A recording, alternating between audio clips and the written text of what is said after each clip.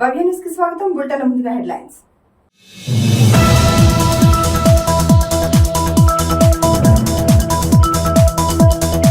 అన్ని ఉన్న అల్లుడి నోట్లో శని అన్న విధంగా తయారైన మెదక్ జిల్లా నార్సింగ్ మండల పాఠశాల. విద్యా బోధనకు తరగతి గదులు లేక ఇబ్బందులు పడుతున్న విద్యార్థులు, ఉపాధ్యాయులు.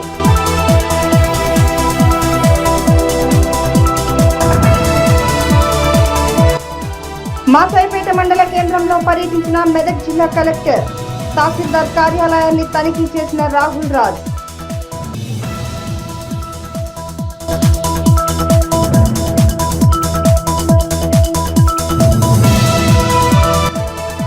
చినుకు పడితే చిత్తడిగా మారుతున్న నిజాంపేట గ్రామ పంచాయతీ పరిధిలోని హబీబ్ నగర్ కాలనీ. ఇక్కడ వర్షం పడటంతో గుంతలు ఏర్పడి ఇబ్బందులు పడుతున్న కాలనీ వాసులు.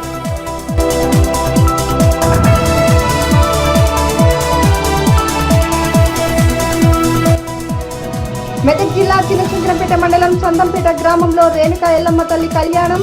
అమ్మవారికి బోనాలు సమర్పించిన దుర్గంవారి కుటుంబం.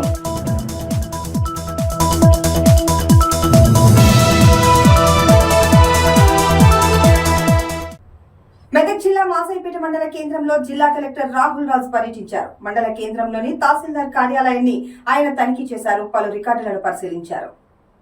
మెదక్ జిల్లా మాసాయిపేట మండల కేంద్రంలో జిల్లా కలెక్టర్ రాహుల్ రాజ్ పర్యటించారు. మండల కేంద్రంలోని తహసీల్దార్ కార్యాలయాన్ని ఆయన తనిఖీ చేశారు. పలు రికార్డులను పరిశీలించారు. ధరణి సమస్యలపై వివరాలు అడిగి తెలుసుకున్నారు. ధరణిలో నెలకొన్న సమస్యలను వెంటనే పరిష్కరించాలని సిబ్బందికి సూచించారు.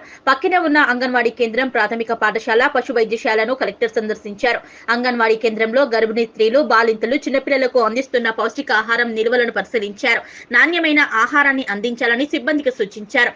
ప్రాథమిక పాఠశాలలో విద్యార్థులకు విద్యా బోధన చేసే వారి సామర్థ్యాన్ని పరిశీలించారు. విద్యార్థులకు అందుతున్న భోజనం పరిశీలించారు. నాణ్యమైన భోజనం అందించాలని సిబ్బందికి సూచించారు.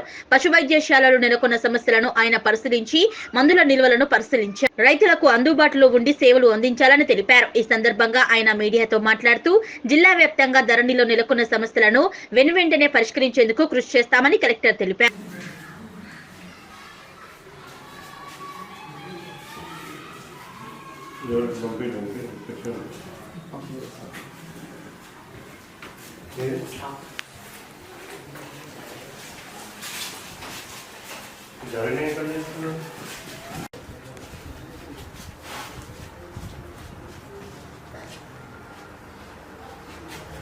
ఎన్ని విలేజెస్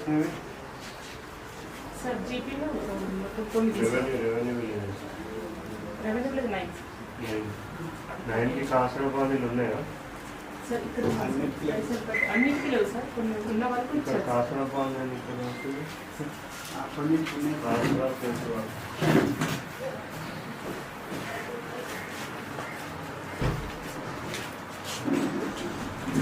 అఖిల్ పేరు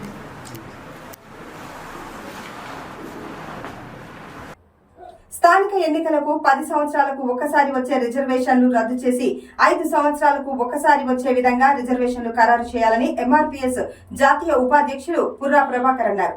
మెదక్ జిల్లాలోని మండల కేంద్రమైన కొల్చారంలో శనివారం ఆయన మీడియాతో మాట్లాడారు. స్థానిక ఎన్నికలకు 10 సంవత్సరాలకు ఒకసారి వచ్చే రిజర్వేషన్లు రద్దు చేసి 5 సంవత్సరాలకు ఒకసారి వచ్చే విధంగా రిజర్వేషన్లను ఖరారు చేయాలని ఎంఆర్పీఎస్ జాతీయ ఉపాధ్యక్షుడు పుర్ర ప్రభాకర్ అన్నారు. మెదక్ జిల్లాలోని మండల కేంద్రమైన కొల్చారంలో శనివారం ఆయన మాట్లాడుతూ రాష్ట్ర ముఖ్యమంత్రి స్థానిక ఎన్నికలపై దృష్టి సారించడం పట్ల హర్షం వ్యక్తం చేస్తున్నట్లు తెలిపారు. గత రిజర్వేషన్లు కాకుండా భారత రాజ్యాంగం పరంగా మన దేశం ప్రజాస్వామ్య దేశం. రాజ్యాంగంలో ప్రతి 5 సంవత్సరాలకు ఒకసారి రిజర్వేషన్లు మార్పు ఉంటుందన్నారు. కానీ ప్రత్యేకంగా మన రాష్ట్రంలో ఒక్క రకం కాకుండా 10 సంవత్సరాలుగా ఒక రిజర్వేషన్లు ఉంచడం కొనసాగించడంపై సరికాదని అన్నారు. కొన్ని గ్రామాల్లో పూర్తిగా ఎస్సీ, ఎస్టీ, బీసీ, మైనార్టీ, ఓసీలకు కూడా అందని రిజర్వేషన్లు ఉన్నాయన్నారు. అందుకని ప్రతి 5 సంవత్సరాలకు ఒకసారి రిజర్వేషన్ల మార్పు ఖచ్చితంగా ఉండాల్సిందేనని, జనాభా నిష్పత్తి ప్రకారం రిజర్వేషన్ల మార్పు ఎంతైనా అవసరమన్నారు. పాత విధానం కొనసాగకుండా చూడాలని రాష్ట్ర ముఖ్యమంత్రిని కోరుతున్నామన్నారు. లేని ఎడల ఎంఆర్పీఎస్ తరఫున అందుకోసం ఉద్యమించక తప్పదని గుర్తు చేస్తున్నామన్నారు. రాష్ట్ర ముఖ్యమంత్రి గారికి ఒకటే విజ్ఞప్తి చేస్తున్నాం. మరి స్థానిక ఎన్నికల కోసము గ్రీన్ సిగ్నల్ ఇవ్వడం మేము ఎంఆర్పీఎస్ తరఫున హర్షం వ్యక్తం చేస్తున్నాం. మరి 10 సంవత్సరాలకు ఒకటే రిజర్వేషన్ అనడం అది సమంజసం కాదు. స్వతంత్ర భారతదేశంలో, ప్రజాస్వామ్య దేశంలో భారత రాజ్యాంగం అంటే ఈ ప్రపంచమే గుర్తించదగ్గ విషయం ఉన్నది. కాబట్టి తక్షణమే మీరు పాత రిజర్వేషన్లనే యథావిధిగా కొనసాగిస్తామని చెప్తున్నారు. కాబట్టి అది కాదు, అది మార్పు చేయవలసిన అవసరం ఎంతైనా ఉన్నది. మారుమూల గ్రామాలల్లో చాలామందికి రిజర్వేషన్లు అందక చాలా వెనుకబడి ఉన్నారు. కాబట్టి దయచేసి భారత రాజ్యాంగాన్ని కాపాడదాం. మరి ఇంకోటి ఏంటంటే లాస్ట్ సంవత్సరము అన్ని విలేజ్లలో కావచ్చు, గ్రామ స్థాయిలో కావచ్చు, మున్సిపాల్లో కావచ్చు, అక్కడక్కడ వచ్చినటువంటి రిజర్వేషన్లే మీరు యథావిధిగా కొనసాగిస్తామని చెప్తున్నారు. కాదు, దానికి రిజర్వేషన్ 5 సంవత్సరాలకు ఒకసారి మార్పు అనేది ఉన్నది. కాబట్టి భారతదేశంలో రాజ్యాంగంలో మనకి ఇచ్చినటువంటి హక్కుల కోసం రాజ్యాంగం ఉన్నది. కాబట్టి ఈ హక్కులలో మరి రాజ్యాంగంలో కల్పించినటువంటి రిజర్వేషన్లు మరి 5 సంవత్సరాలకు ఒకసారి మార్పు చేయవలసిన అవసరం ఎంతైనా ఉన్నది. కాబట్టి దయచేసి మీరు యథావిధిగా కొనసాగిస్తామన్నమాట అది వద్దు, దయచేసి వెనుకకు తీసుకోండి. మరి మారుమూల ప్రాంతాలలో, తాండాలలో, చాలా గ్రామాలలో మరి రిజర్వేషన్ అందక చాలా మరి చదువుకున్న వాళ్ళు ఉన్నారు, చదువుకున్న వాళ్ళు ఉన్నారు. అలాంటి రిజర్వేషన్ అందక చాలామంది ఎదురు చూస్తున్నటువంటి పరిస్థితుల్లో స్థానిక ఎన్నికల కోసం తక్షణమే 5 సంవత్సరాలకు ఏదైతే ఉన్నదో రిజర్వేషన్ మార్పు అదే 5 సంవత్సరాలది కొనసాగించాలి. మరి పాత విధానం మాత్రం తీసేయాలి. ఈ 10 సంవత్సరాలకు ఒకసారి రిజర్వేషన్ కల్పిస్తామన్నది అది దయచేసి మీరు వెనుకకు తీసుకోవాల్సిన అవసరం ఎంతైనా ఉన్నదని మేము విజ్ఞప్తి చేస్తున్నాం. ఇంకోటి, ఒకవేళ అదే 10 సంవత్సరాల దానికోసం కొనసాగిస్తామంటే ఎంఆర్పిఎస్ తరఫున మేము ఉద్యమించక తప్పదని మేము గుర్తు చేస్తున్నాం. నిజాంపేట పంచాయతీ పరిధిలోని హబీబ్ నగర్ కాలనీకి వెళ్లే ప్రధాన రహదారి చినుకు పడితే బురదమయంగా మారింది. దీంతో అక్కడ గుంతలు ఏర్పడటంతో కాలనీ వాసులు ఇబ్బందులకు గురవుతున్నారు. నిజాంపేట గ్రామ పంచాయతీ పరిధిలోని హబీబ్ నగర్ కాలనీకి వెళ్లే ప్రధాన రహదారి చినుకు పడితే బురదమయంగా గుంతలు ఏర్పడటంతో కాలనీ వాసులు ఇబ్బందులకు గురవుతున్నారు. కాలనీలో సుమారు 20 ఇండ్లు ఉంటాయని, వీరి సమస్యలను తీర్చేవారే కరువయ్యారని ఆవేదన వ్యక్తం చేశారు. ఎలక్షన్ సమయంలోనే నాయకులకు గుర్తుకు వస్తామని, ఎన్నికల తర్వాత తమల్ని పట్టించుకునేవారే లేరన్నారు. గత పాలకులు మట్టి రోడ్డు పోయించారని, ఈ చిన్నపాటి వర్షానికి బురదమయం కావడంతో రోడ్డుపై నడవలేని స్థితి నెలకొందని కాలనీ వాసులు బాపోతున్నారు. ఇకనైనా అధికారులు స్పందించి హబీబ్ నగర్ కాలనీకి సిసి రోడ్డు మంజూరు చేసేలా కృషి చేయాలని కాలనీ వాసులు వేడుకుంటున్నారు. హబీబ్ నగర్ కాలనీ గ్రామ పంచాయతీ నిజాంపేట. మాది ఎలక్షన్ ఈ రోడ్డు ఏమో బురదగా మారుతుంది. కానీ మాకు గత ఎలక్షన్ టైంలోనే మేము గుర్తుకొస్తాం. రాజకీయ నాయకులు వచ్చి మాకు హామీ ఇస్తారు, కానీ ఎలక్షన్ అయిపోయినాక ఒక్కరు గురుక మాకు స్పందించదు. కానీ ఇప్పటికైనా స్పందించి మాకు రాజకీయ నాయకులు ఒక సీసీ రోడ్ నిర్మించాలని కోరుకుంటున్నాం. అప్పటి వరకు మాకు పోవడానికి రావడానికి, పిల్లలు స్కూల్కి వెళ్ళడానికి చాలా ఇబ్బంది ఎదుర్కోవాల్సి వస్తుంది. కానీ బురద అతిమయంగా మాది రహదారి అవుతుంది. గత ప్రభుత్వం పట్టించుకోరు. ఈ ప్రభుత్వం అన్న మాకు స్పందించి రాజకీయ నాయకులైనా మాకు సీసీ రోడ్ వేయాలని కోరుతున్నాం. కానీ గత ఎలక్షన్ టైంలోనే గుర్తుకొస్తాం, వచ్చి హామీలు ఇచ్చిపోతారు రాజకీయ నాయకులు. కానీ ఎలక్షన్ అయిన తర్వాత మాకు ఎవరు పట్టించుకునే దిక్కు కరువయ్యారని ఇప్పటికైనా పై అధికారులు, రాజకీయ నాయకులైనా స్పందించి మాకు సీసీ రోడ్డు నిర్మాణం చేయాలని కాలనీ వాసులు కోరుకుంటున్నాము. మండల అభివృద్ధికి తన శాయశక్తులా కృషి చేస్తానని కొల్చారం ఇన్ఛార్జ్ ఎంపీడీఓ కృష్ణవేణి తెలిపారు. మెదక్ జిల్లాలోని కొల్చారం నూతన ఇన్ఛార్జ్ ఎంపీడీఓగా ఆమె బాధ్యతలు చేపట్టారు. మండల అభివృద్ధికి తమ సాయశక్తులా కృషి చేస్తానని కొల్చారం ఇన్ఛార్జ్ ఎంపీడీఓ కృష్ణవేణి తెలిపారు. మెదక్ జిల్లాలోని కొల్చారం నూతన బస్టాండ్ ఎంపీడీఓగా బాధ్యతలు చేపట్టిన ఆమె మాట్లాడుతూ, గతంలో కొల్చారం మండల పంచాయతీ అధికారిగా తాను పనిచేశారని, ఎన్నికల ముందు తూప్రాన్ మండలానికి డిప్యూటేషన్ పై వెళ్లినట్లు, డిప్యూటేషన్ క్యాన్సిల్ కావడంతో తిరిగి కొల్చారం మండలం పంచాయతీ అధికారిగా వచ్చినట్లు తెలిపారు. అలాగే జిల్లా కలెక్టర్ ఉత్తర్వుల మేరకు ఇన్ఛార్జ్ ఎంపీడీఓగా బాధ్యతలు తీసుకోవడం జరిగిందన్నారు. అందరికీ నమస్కారం. కొల్చారం మండల పరిషత్ అభివృద్ధి అధికారిగా నిన్న డిప్యూటేషన్ క్యాన్సిల్ అయినందున ఎంపీఓ ఉండి ఎంపీడీఓగా అదనపు బాధ్యతలు స్వీకరించడం జరిగింది. లక్ష్మీ నరసింహుడు గారి నుండి. లక్ష్మీ నరసింహుడు గారు ప్రజెంట్ ఇప్పుడు మనోహర్బాద్కి వెళ్ళారు. డిప్యూటేషన్ క్యాన్సిల్ అయినందున మనోహర్బాద్కి వెళ్ళాల్సి వచ్చింది. అలాగే ఈ కొల్చారం మండలంలో ఇదివరకు మండల పంచాయతీ అధికారి పనిచేశాను. అప్పుడు నాకు అందరూ సహాయ సహకారాలు అందించారు. అలాగే ఇప్పుడు కూడా అందిస్తారని ఆశిస్తూ మళ్ళీ మండల అభివృద్ధికి నా వంతు కృషిగా నేను నా పూర్తి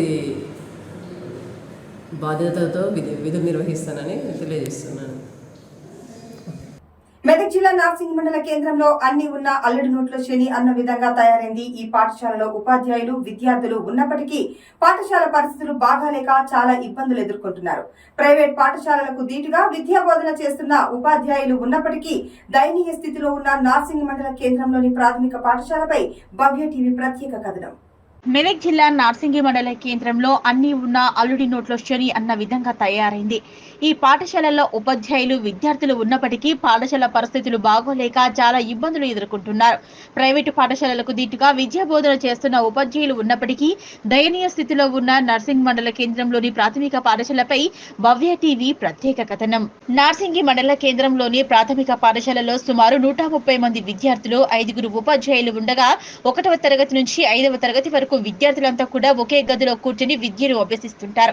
ఈ పాఠశాలలో పూర్తిగా శిథిలావస్థకు చేరుకోవడంతో మన ఊరి మరబడి కింద నిధులు మంజూరై నూతన పాఠశాల ఏర్పాటు కోసం శిథిలావస్థలో ఉన్న పాఠశాలను తొలగించి ఉర్దూ మీడియం పాఠశాల భవనంలో సుమారు సంవత్సరం నుంచి అదే పాఠశాలలో చదువు చెప్పడం జరుగుతోంది.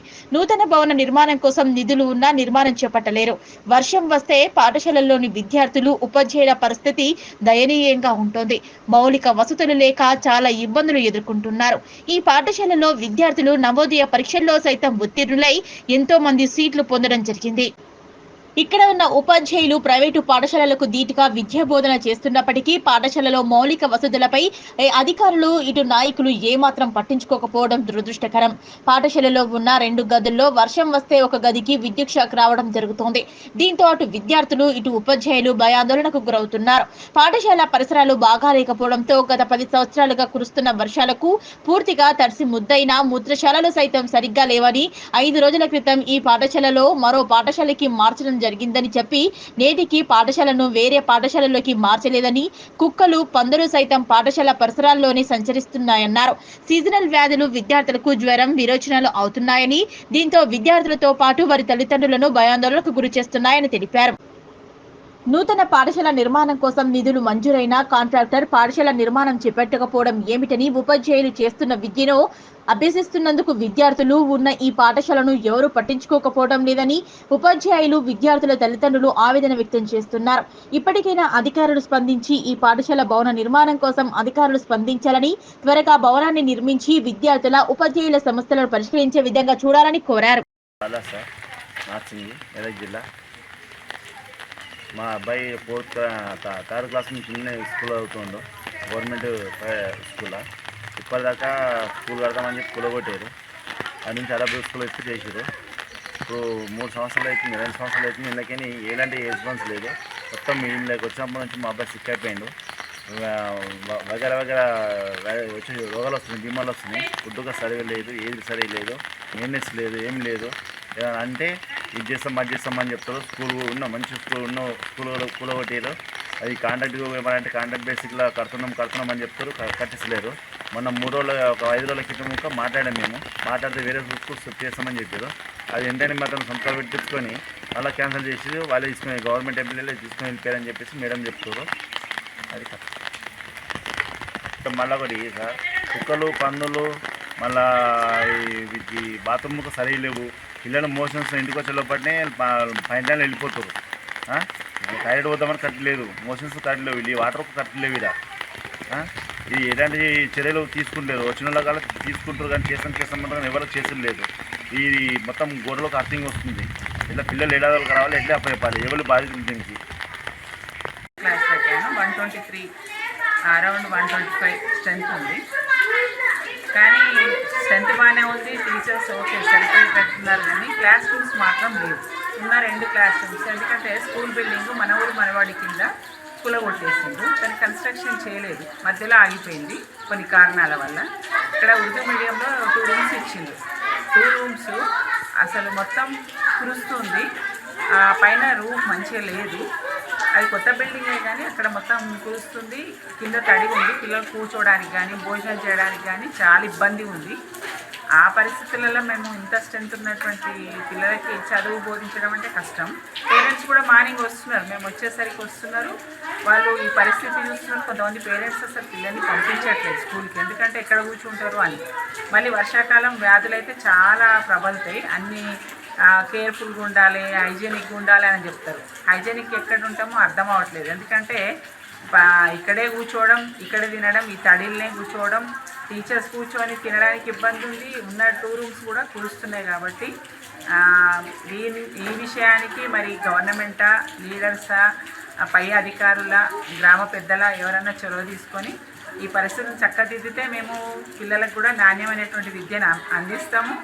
వాళ్ళు కూడా ఇక్కడికి స్కూల్కి వచ్చిన దాన్ని ఫుల్ఫిల్ చేస్తారు. కానీ ఇక్కడికి వచ్చి అందరినీ ఒకే రూమ్లో లేకపోతే ఒక ప్లేస్ ఏదైతే వాటరు కురవదో అక్కడ వాళ్ళని కూర్చోబెట్టి ఏదో అటెండెన్స్ తీసుకొని వాళ్ళకి కంబైన్గా ఏదో ఒక వర్క్ ఇచ్చి అది క్లాస్ రూమ్ అంటే మేము లెసన్స్ చెప్పడం కుదరట్లేదు. ఎందుకంటే అందరూ ఒక దగ్గర కూర్చున్నప్పుడు ఎక్కడ కుదరట్లేదు. అది జరుగుతుంది. అది సాయంత్రం వరకు ఉంచుకొని పంపించడం అట్లా జరుగుతుంది. దీనివల్ల విద్యార్థులు కూడా లెసన్స్ అన్నీ కోల్పోతుండ్రు, సిలబస్ కూడా. దీన్ని ఏదన్నా చర్యలు తీసుకొని కొంచెం మంచి చేయాలని మేము మా టీచర్స్ నుంచి మేము కోరుతున్నాం. నా పేరు సుమన్. మా పాప దీంట్లో 5th క్లాస్ చదువుతుంది. దీంట్లో చాలా వర్షాల కారణంగా చాలా ఇబ్బంది ఎదుర్కొంటున్నారు పిల్లలు. 3 సంవత్సరాల నుంచి ప్రభుత్వం ఎవరు పట్టించుకోవట్లేదు. అక్కడ మన ఊరు మన బడి నిధులు కూడా ఎక్కడికి వెళ్తున్నా తెలియదు. అక్కడ వర్క్ చేస్తామని చెప్పేసి డిస్మెంటల్ చేసి కూడా 1.5 year అయిపోతుంది. ఆయనంత వరకు పనులు ఎక్కడ వేసిన బొమ్మలు అక్కడే ఉంది. చాలా అంటే చాలా ఇబ్బందులు ఎదుర్కోవడం జరుగుతుంది. ఇక్కడ ఉన్న ఉర్దూ మీడియంలో 2 గదులలో 1 నుంచి 5వ తరగతి వరకు పిల్లల్ని ఒకటే గదిలో కూర్చోబెట్టి పాఠాలు చెప్పడం జరుగుతుంది. దానివలన పిల్లలకి ఇబ్బంది జరుగుతుంది, ఉపాధ్యాయులకు కూడా చాలా ప్రాబ్లమ్స్ ఎదుర్కొంటున్నారు. ఇక్కడ అసలు ఏం పనులు కూడా జరగట్లేదు. ఇక్కడ భాషలు సరిగ్గా లేవు. వర్షం కురిసిందంటే మాత్రం మొత్తం వాటర్ లీకేజ్ అవుతుంది. వాళ్ళకి సరైన టాయిలెట్స్ వసతి లేదు, భోజనం ప్లేస్ లేదు. ఇక్కడ చుట్టుపక్కల కూడా ఎలాంటి సౌకర్యాలు లేవు. వాష్రూమ్స్ కానీ ఎలాంటి సమస్యలు ఎవరికి ఉన్నాయి, ఎవరు చెప్పినా పట్టించుకోవట్లేదు. గత 4 రోజుల క్రితం కూడా మేము మాట్లాడడం జరిగింది. పేరెంట్స్ కానీ ఎవరికైనా కాంప్లైంట్ ఇవ్వడం జరిగింది.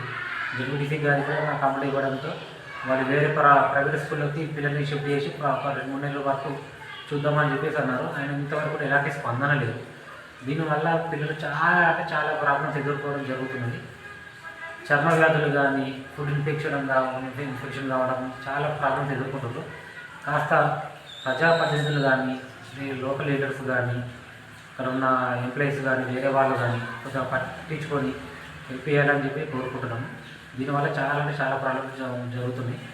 కాస్త లోకల్ ఉన్న లీడర్స్ కానీ, ఇంతకుముందు పదవిలో ఉన్న వాళ్ళు కానీ, లేని వాళ్ళు కానీ కాస్త ఇది రాజకీయం చేయాల్సిన విషయం కాదు, పిల్లల భవిష్యత్తు కాబట్టి పిల్లలకి ఏదైనా న్యాయం జరగాలని ఒక తండ్రిగా నేను కోరుకుంటున్నాను.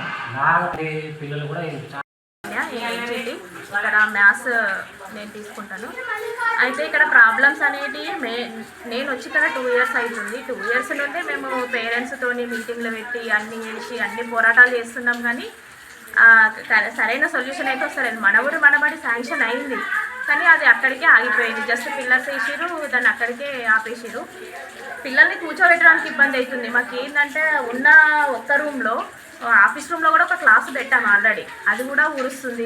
ఒకటే ఒక క్లాస్ రూమ్ ఉంది, అందులో 1 to 5th strength, 125 above strength ఉన్నారు.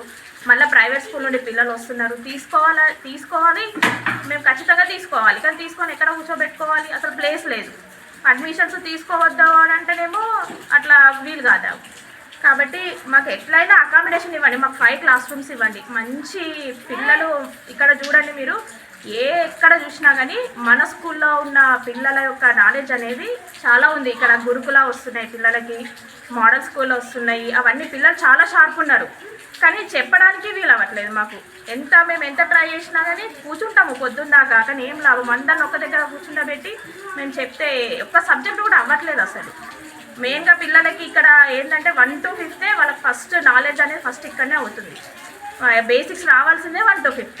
అసలు ఇక్కడనే పిల్లలకి ఇబ్బంది అయితే తర్వాత వాళ్ళ హై స్కూల్లో కూడా కష్టమే అవుతుంది. 5th క్లాస్ అని ఇప్పుడు ఈ ఇయర్ మొత్తం ఇక్కడనే కూర్చున్నారు అనుకోండి, నెక్స్ట్ 6th క్లాస్ పోయినాక వాళ్ళకి బేసిక్సే ఇక్కడ రావు. 6th క్లాస్ పోయినా వేస్టే కదా. ఫస్ట్ 1 to 5th మాకైతే ఫస్ట్ ఒక 5 క్లాసెస్ మాకు చూపించండి. ఏమన్నా అంటే అక్కడ 2 క్లాసెస్ ఉన్నాయి కదా వాడుకోండి అంటున్నాడు. ఆ 2 క్లాసెస్ ఎట్లా వాడుకుంటాము? అక్కడ వాష్రూమ్స్ లేవు. మళ్ళీ వాష్రూమ్ రావాలంటే ఇక్కడికి రావాలి అంటే మధ్యలో కుక్కలు ఉన్నాయి, అవి కరిచినాయి అనుకోండి, అది ఇప్పుడు పెద్ద ఇష్యూ అయిపోతుంది. అది కుక్కలు కరవడం అనేది అక్కడ.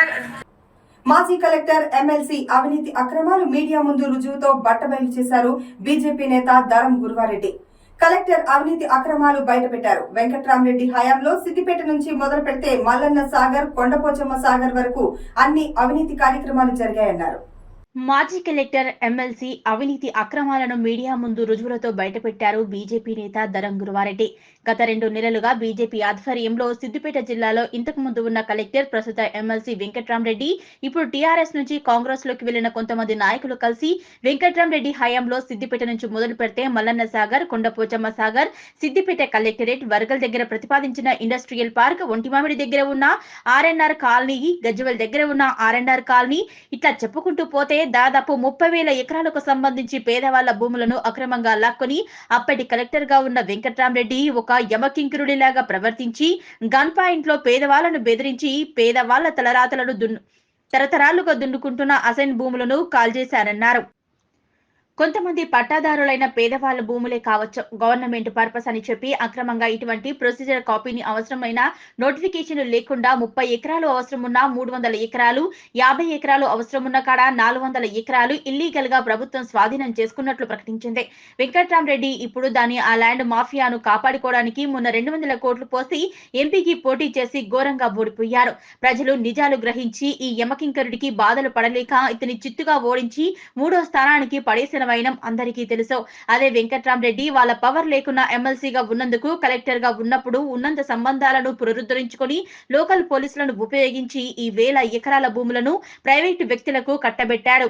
వాళ్ళను అడ్డుకున్న వాళ్ళ మీద కేసులు పెట్టే ప్రయత్నం చేస్తే భారతీయ జనతా పార్టీ ఆధ్వర్యంలో ఈ మధ్య గట్టిగా ఎదుర్కొని ఆపినమన్నారు.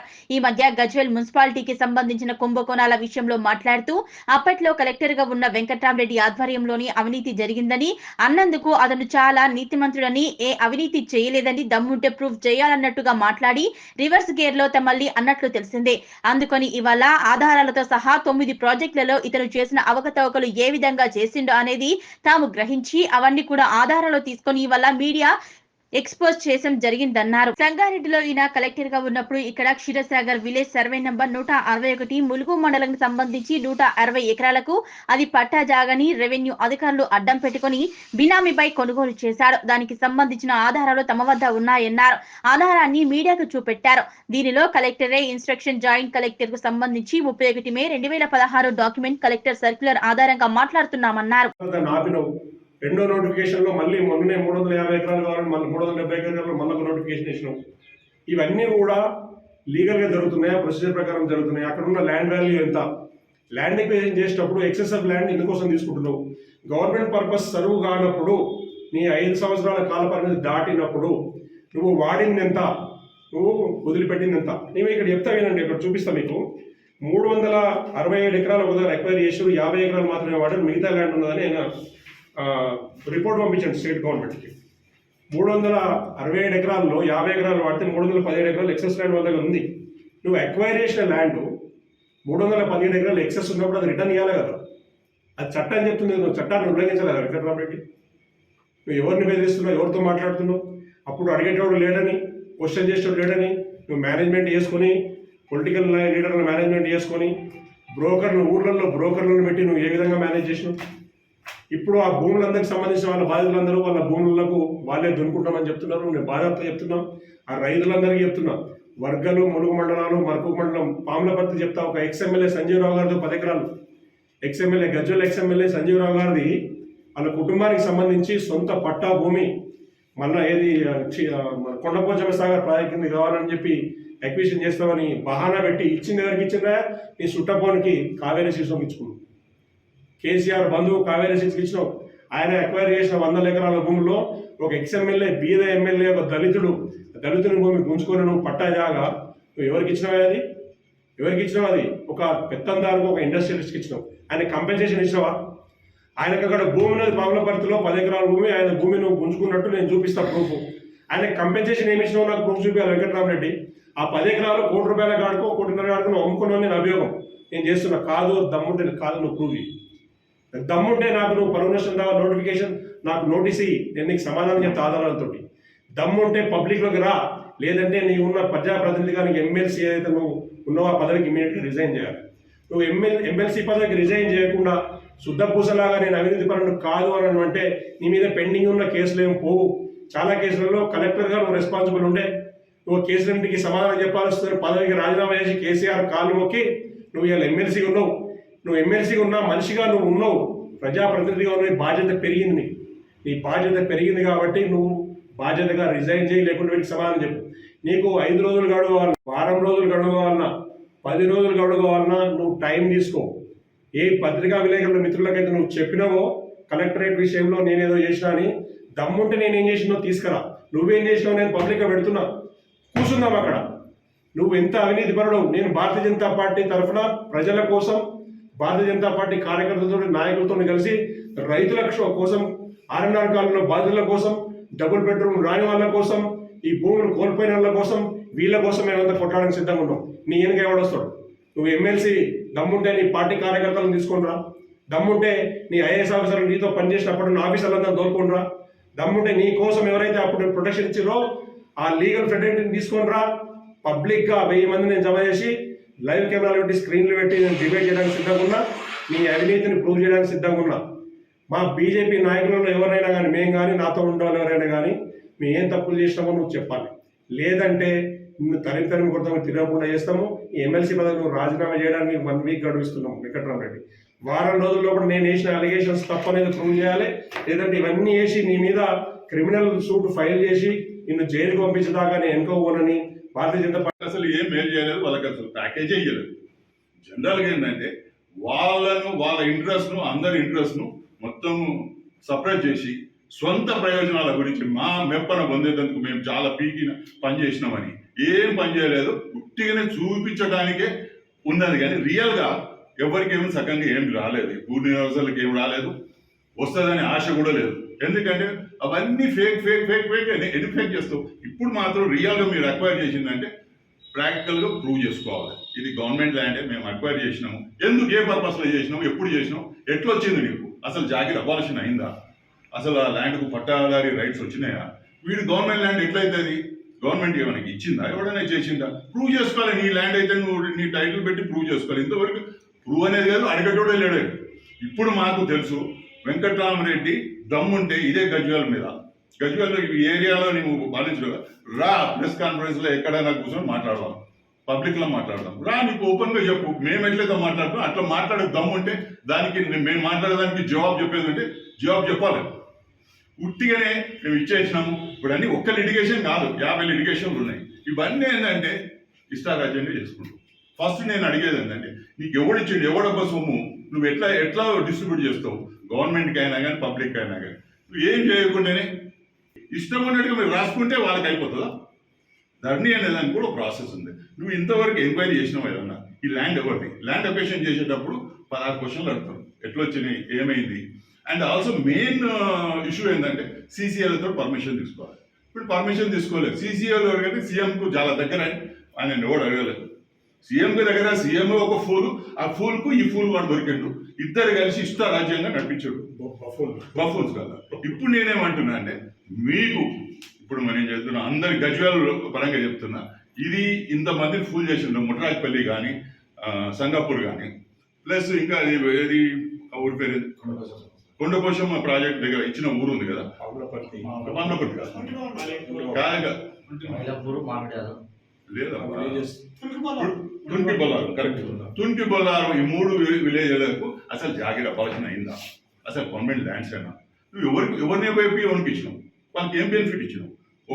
వాళ్ళకి ఏమైనా ఆల్టర్నేటివ్ ల్యాండ్ ఇచ్చినావు అంటే టైటిల్సే సగంగా లేవు. నువ్వు టైటిల్ సగంగా లేని అని వేరే వాళ్ళకి పాస్ చేస్తా అంటున్నావు. ఎట్లా పాస్ చేస్తావు?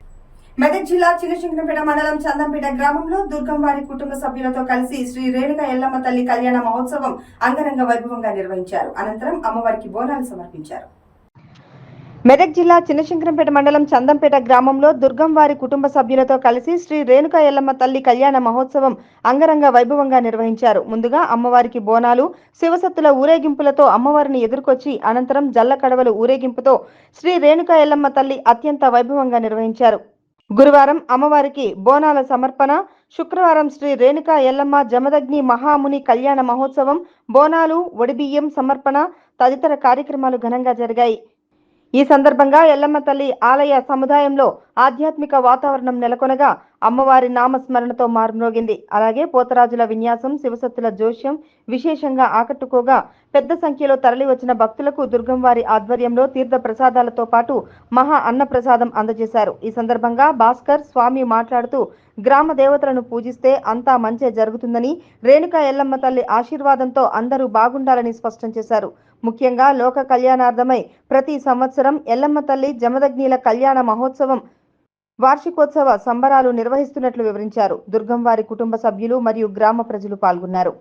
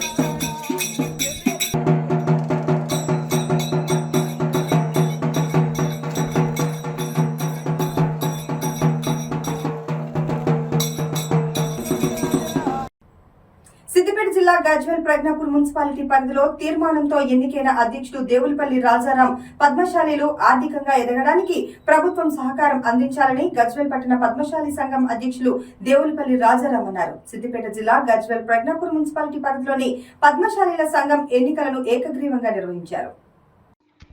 సిద్దిపేట జిల్లా గజ్వేల్ ప్రజ్ఞాపూర్ మున్సిపాలిటీ పరిధిలో తీర్మానంతో ఎన్నికైన అధ్యక్షుడు దేవులపల్లి రాజారాం పద్మశాలీలు ఆర్థికంగా ఎదగడానికి ప్రభుత్వం సహకారం అందించాలని గజ్వేల్ పట్టణ పద్మశాలి సంఘం అధ్యక్షులు దేవులపల్లి రాజారాం అన్నారు. సిద్దిపేట జిల్లా గజ్వేల్ ప్రజ్ఞాపూర్ మున్సిపాలిటీ పరిధిలోని పద్మశాలీల సంఘం ఎన్నికలను ఏకగ్రీవంగా నిర్వహించారు. ఈ కార్యక్రమానికి పద్మశాలి సంఘం రాష్ట్ర సంఘం మాజీ ఉపాధ్యక్షులు తలకుక్కుల రాజు, మున్సిపల్ మాజీ చైర్మన్ గడిపల్లి భాస్కర్, ఎన్నికల అధికారులు నిర్వహించారు. ఈ సందర్భంగా నూతనంగా ఎన్నికైన పద్మశాలి సంఘం అధ్యక్షుడు రాజారాం మాట్లాడుతూ గత ప్రభుత్వంలో పద్మశాలి సంక్షేమం కోసం కమిటీ హాల్ ఏర్పాటు చేయడం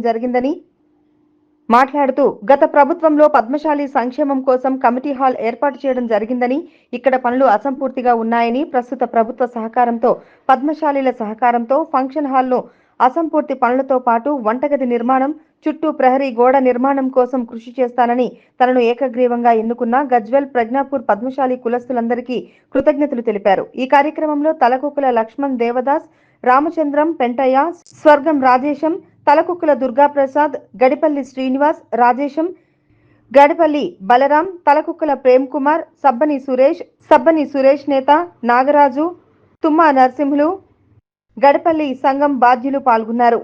నూతనంగా ఎన్నుకున్నటువంటి కార్యవర్గానికి ప్రత్యేకమైన అభినందనలు తెలియజేస్తున్నాను. అలాగే నాకు ఒకటే కోరిక, ఎందుకంటే మేము గజ్వేల్లో 82లో ఇంచుమించుగా ఒక పద్మశాలి యువజన సంఘం అని పెట్టి కుంట లక్ష్మణ్ బాబూజీ గారిని కూడా గజ్వేల్లో తీసుకొచ్చి సైకిల్ మోటార్ ర్యాలీ చేసిన సంఘటన కూడా మాకు ఇంకా ఉంది. ఎందుకంటే పద్మశాలీల ఐక్యత గురించి ఎన్నో కార్యక్రమాలు చేయవచ్చాం. నా ఒకటే ఆ కోరిక, పద్మశాలీలు అందరం కూడా, ఎందుకంటే గజ్వేల్ అంటేనే పద్మశాలి, ఇక్కడ వేరే కులాస్తులు అందరూ కూడా చాలా తక్కువ మంది ఉండే, ఇక్కడ పద్మశాలిలే గత పూర్వం 20 సంవత్సరాలుగా ఒక సర్పంచ్గా ఉండే, ఫస్ట్ మున్సిపల్ చైర్మన్ మన తలకొక్కుల ఎల్ఏ గారే ఉండే, దాని తర్వాత మళ్ళా చైర్మన్గా నాకు అవకాశం దక్కడం మీరందరి సహకారంతో మొట్టమొదటి చైర్మన్గా కూడా పద్మశాలి నుంచి నేను ఎన్నుకోవడం, నిజంగా పద్మశాలీల అందరి సహకారంతో ఇక్కడ మనం పద్మశాలీల ఐక్యతను చాటుకున్నాం.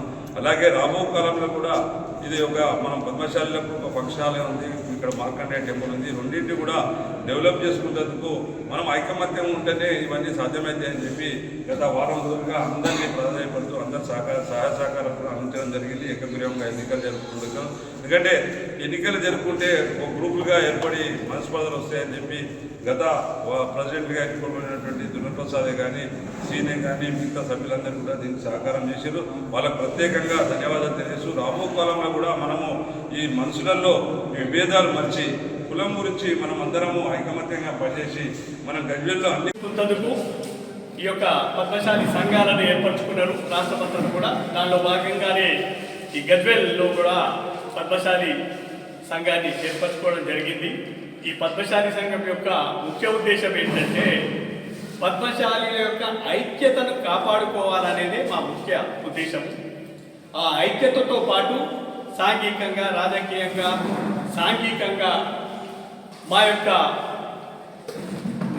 జనాభా నిష్పత్తి ప్రకారం మాకు వచ్చే అవకాశాలన్నింటినీ కూడా మేము పొందాలనేదే మా యొక్క ఉద్దేశం. దానికి అనుగుణంగానే ఇవాళ అందరి అభ్యర్థులు, తర్వాత సంఘ సభ్యులు, మిత్రులు, శ్రేయోభిలాషులు అందరి యొక్క కోరిక మేరకు ఏకగ్రీవంగా ఈ యొక్క కమిటీని ఇవాళ ఎన్నుకోవడం అనేది జరిగింది. దానికి ప్రత్యేకంగా సహకారాలు అందజేసినటువంటి, పోటీ చేసినటువంటి అభ్యర్థులే కానీ లేదా సంఘ సభ్యులందరూ కూడా మా యొక్క ఎలక్షన్ కమిటీ తరఫున కృతజ్ఞతాభినందనాలు వాళ్ళకు తెలియజేస్తా ఉన్నాం. వారందరి సహకారంతో, పెద్దలందరి సూచనలతో దీన్ని మేము ఏకగ్రీవంగా చేసుకొని ఇక ముందు కూడా పద్మశాలీల యొక్క ఐక్యతను మేము చాటి చేసుకున్నాము. మా దాంట్లో ఎలాంటి గ్రూపులే కానీ ఇంకా దానికి సంబంధించిన ఎలాంటి కార్యక్రమాలు ఉన్నాయి. పార్టీలకు అతీతంగా అద్భుతంగా ఈ యొక్క సంఘాన్ని మేము ముందుకు తీసుకుపోతా ఉన్నాం. కాబట్టి దీనికి అందరూ కూడా మిత్రులందరూ కూడా ప్రోత్సహించిన మిత్రులందరూ కూడా నమస్కారం. నన్ను మీరు ఎలక్షన్ కమిటీ కానీ మన పద్మశాలీలందరూ ఏకగ్రీవంగా ఎన్నుకున్నందుకు నేను మీ అందరికీ మరి ఒకసారి నేను కృతజ్ఞతలు తెలుపుతున్నా. ఇది గజ్వేల్లో చరిత్రాత్మకం ఏమి కాలేదు కానీ చరిత్రాత్మకమైనది.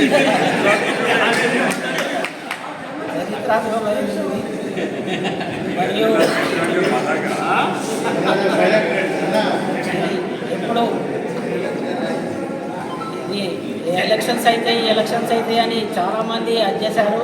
కానీ వీళ్ళు ఎలక్షన్ కమిటీ వాళ్ళ ఉత్సాహం, వాళ్ళ ప్రోద్బలంతో మరియు కమిటీ సభ్యులు అందరూ ఏకగ్రీవంగా ఎన్నుకున్నారు. వాళ్ళందరికీ మరి ఒకసారి నేను ధన్యవాదాలు తెలుపుతున్నాను. నేను అలాగే ఈ ఎన్నుకున్నందుకు నాకు నా తలపై ఎన్నో బాధ్యతలు పెట్టిరు. మీరు కిచెన్ షెడ్ వేయాలని, అలాగే దీని లాట్రిన్ కానీ లేకుంటే కొన్ని పనులు ఇంకా మిగిలి ఉన్నాయి కాబట్టి అవన్నీ పూర్తి కంప్లీట్ చేయాలని చెప్పారు. ఆ కంప్లీట్ చేయడానికి ప్రతి ఒక్కరూ మన కమిటీ సభ్యులందరూ కానీ మరి నాకు పద్మశాలీలందరూ నాకు వారు అందరూ సహాయపడాలి. వారి సహాయ సహకారాలతోటే నేను ఏమైనా చేయగలుగుతా. కానీ నేను ఒక్కరిని మాత్రం ఏం చేయలేను. కాబట్టి దయచేసి ప్రతి ఒక్కరు సహాయపడాలి.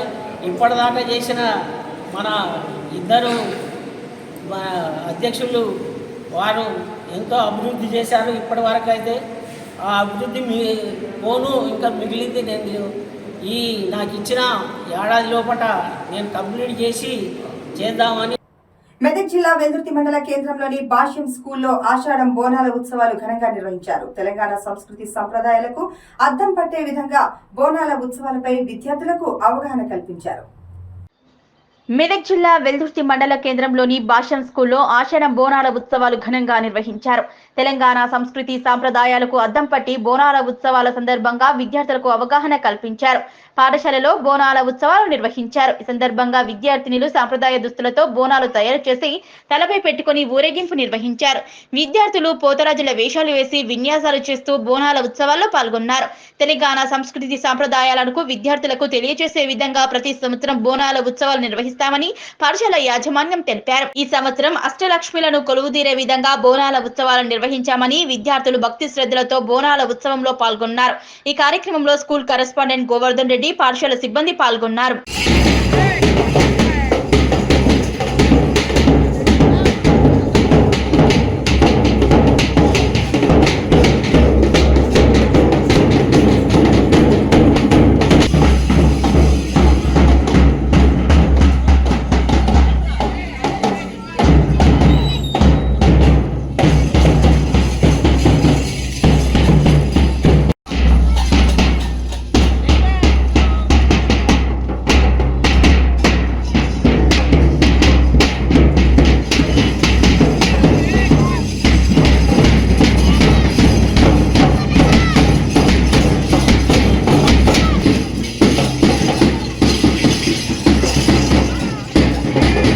సందర్భంగా ఏంటంటే ప్రతి convent school, English medium schools అంటూ అదే అనేక విధాలుగా వేరే వేరే ప్రోగ్రామ్స్ చేస్తున్నారు సార్. కానీ ఏంటంటే ప్రతి విలేజెస్లో అయినా కానీ సిటీ ఏరియాస్లలో అయినా కానీ ఆషాఢ మాసంను మన అమ్మవారిని ఎప్పుడు కూడా కొలుచుకుంటూ ప్రతి విలేజెస్లో కూడా ఇలాంటి బోనాల సందర్భం ఖచ్చితంగా చేయాలని అనుకుంటున్నాను.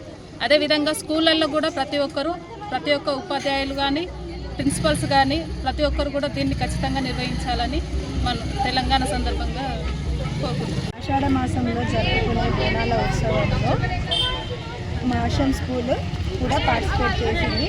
మాకు చాలా సంతోషంగా ఉంది జరుపుకోవడం వల్ల. ఇది పిల్లలందరితో ఊరేగింపు కూడా చేయడం జరిగింది. ఇదే హ్యాపీతో మేము ఎవ్రీ ఇయర్ చేసుకోవాలని కోరుకుంటున్నాం. సందర్భంగా ప్రతి గ్రామంలో గ్రామ దేవతలకు బోనాల పండుగ జరుపుకోవడం జరుగుతుంది. అందులో భాగంగా వెల్దుర్తి గ్రామంలో ఉన్నటువంటి భాషం విద్యా మందిర్ కూడా ఈ బోనాల పండుగను జరుపుకోవడం జరిగింది. ఈ బోనాల పండుగ సందర్భంగా పిల్లలందరితో ఊరేగింపు కార్యక్రమం చేయడం జరిగింది. బోనాల పండుగ సందర్భంగా పోతరాజు విన్యాసాలతో పాటు బోనాలతో అందరూ కూడా ఈ వర్షాన్ని లెక్క చేయకుండా, చిన్నారులందరూ కూడా చిన్న పిల్లలు కూడా ఈ వర్షం కూడా లెక్క చేయకుండా ఊరేగింపు కార్యక్రమం జరిగింది. ఈ కార్యక్రమానికి సహకరించినటువంటి ఉపాధ్యాయులకు మరియు విద్యార్థులందరికీ కూడా శుభాకాంక్షలు. ఆ తల్లి యొక్క కృపా కటాక్షాలు మన పాఠశాల మీద ఉండి మన పాఠశాల ఇంకా అంచెలంచెలుగా ముందుకెళ్లాలని, పిల్లలు కూడా మంచి భవిష్యత్తుతో మంచి చదువుకొని మంచి భవిష్యత్తు ఉండాలని ఆశిస్తూ ఆ దేవతను కోరుకోవడం జరుగుతుంది. బులెటిన్ ముగించే ముందు హెడ్లైన్స్ మరోసారి.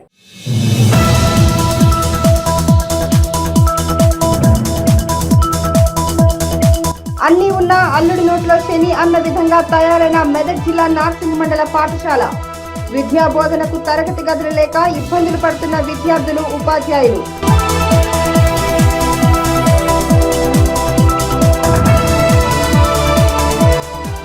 మాసాయిపేట మండల కేంద్రంలో పర్యటించిన మెదక్ జిల్లా కలెక్టర్. తహసీల్దార్ కార్యాలయాన్ని తనిఖీ చేసిన రాహుల్ రాజ్.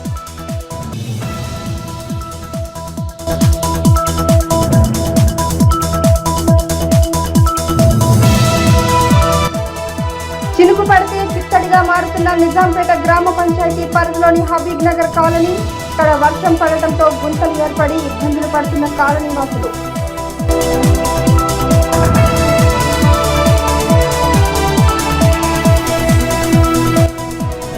మెదక్ జిల్లా చినచంద్రంపేట మండలం చందంపేట గ్రామంలో రేణుకా ఎల్లమ్మ తల్లి కళ్యాణం.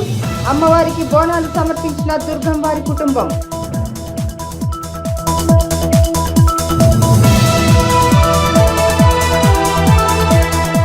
ఇవి బులెటిన్ విశేషాలు. చూస్తూనే ఉండండి భవ్య టీవీ.